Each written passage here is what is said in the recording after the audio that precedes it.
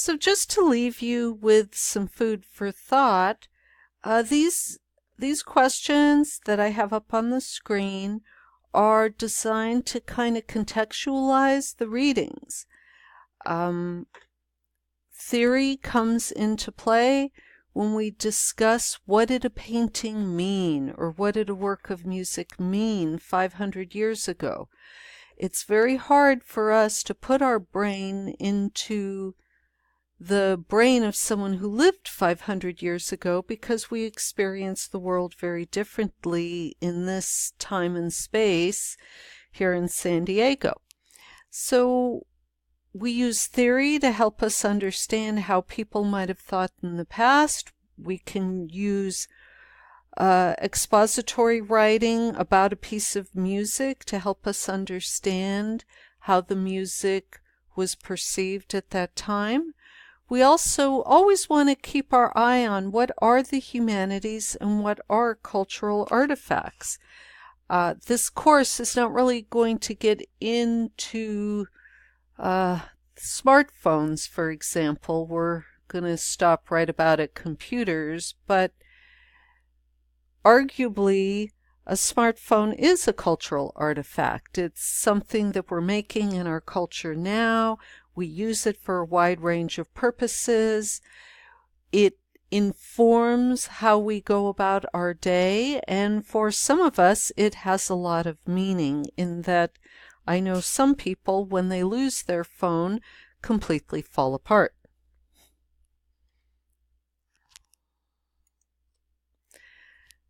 Okay, so just to reiterate what I said at the beginning, these are our student learning outcomes.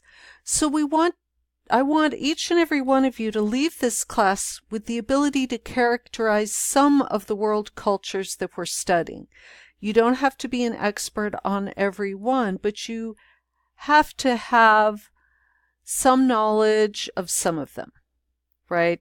Basic knowledge of the era, a particular tradition, whether it's architecture or philosophy from that era, and through multiple eras. And as the course proceeds, you'll see we're continuously looking at what we're talking about now and connecting it to an earlier era. So, for example, we'll study the Renaissance. Then later we'll study the Baroque, and when we study the Baroque, we will look at how do artistic developments in the Baroque differ from that of the Renaissance. That gives us that narrative, the story of what human culture is doing. As an aside, this course does not emphasize what I would call a traditional culture, which is a culture that has lived in much the same way for thousands of years. We will, however, study a number of traditional cultures as they come into contact with cultures that keep changing, and how that contact, whether it's a positive or negative contact, changes both cultures.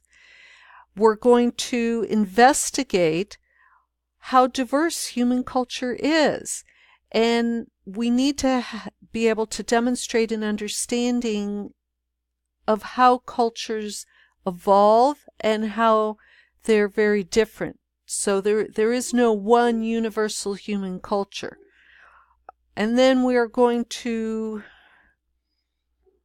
interpret, analyze, and criticize the origins, forms, and contents of some of the humanities disciplines. For example, if you are very interested in art history, you might want to write your research paper on an aspect of artistic development, perhaps comparing the Baroque to the Realism era, or the Renaissance to the Romantic era, or some combination thereof, using the standard methods of art history. And we'll get into these things as the course goes along. But why? So this is the big question everybody in my class always asks. I'm a math major, I'm a computer science major, I'm a biology major. Why do I need to know that? Well, George Orwell said it best when he wrote his book 1984, which he wrote in 1949. He who controls the past controls the future. He who controls the present controls the past. And Rage Against the Machine, in their song Testify, also incorporates those same ideas. So understanding our cultural past and our cultural present will allow us to create a cultural future that we desire. You know, the future is yours, and you need to create it. And the more information you have about what humanity has done in the past will help guide you in how you want to proceed to the future. So when we focus on understanding humanity, we engage in both creative and critical thinking, which are very important skills no matter what discipline you're going to be majoring in. We are questioning the past. The past is not fixed in time. So, for example, there were terracotta warriors uncovered in China in the 1970s, and the Chinese are very excited about them, actually, as most people around the globe. Well, due to recent technologies doing DNA analysis, scientists have now found that there's Greek DNA on the terracotta warriors that were created in China millennia ago. So that changes our interpretation of the terracotta warriors today in the last year or two from what it was 30 or 40 years ago. And these kinds of new technologies, new discoveries, new ways of interpreting the past are arising all the time. As we go through the material, I want you to think about who decides what something means. You have the artist or architect who created the object, the composer who created the work of music, the architect who designed the religious building. That person will have their understanding of what it means. Then we have the critics, the people who sit around and pick everything apart and analyze everything and compare it to other works of art or music or architecture. And then we have the audience, which is arguably us. We could be the viewer of a movie or a dance performance. We could be the reader of a text. We could be the audience of a theater performance. We all approach the material from a different perspective. So this is some food for thought again, things to think about as we go through the material. We're going to use a number of methods. We'll expand on this as the course goes on. We will discover artifacts from the past. We will compare them to other artifacts. We will interpret them based on existing research, and we will develop theories based on theories that already exist, scientific discoveries, individual beliefs, and the actual artifacts themselves. So as I mentioned earlier, we have a couple key issues when we talk about cultural artifacts. Persistence, which is how long do they last? If somebody gives a vocal performance in 1500 of the Common Era in Italy, that performance has not persisted to this day. The people who were there experienced it, enjoyed it, and now it's gone, and we can never get it back. However, the building in which the performance took place may have persisted long enough for us to study it in the modern era, or not. Then we have interpretability. How do we interpret things? What meanings do we put on things?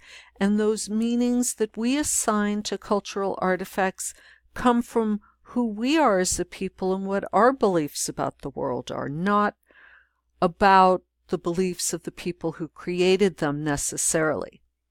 We have technological advances such as DNA analysis, which is allowing researchers and archaeologists to go back to materials gathered 200 years ago where interpretations of what they were made, and now due to things like DNA analysis, we can find more information from these artifacts, and that leads to us creating new interpretations. And then the last two, power structures and religious perspectives. In some cultures and eras, those are one and the same. In others, they're two distinct things.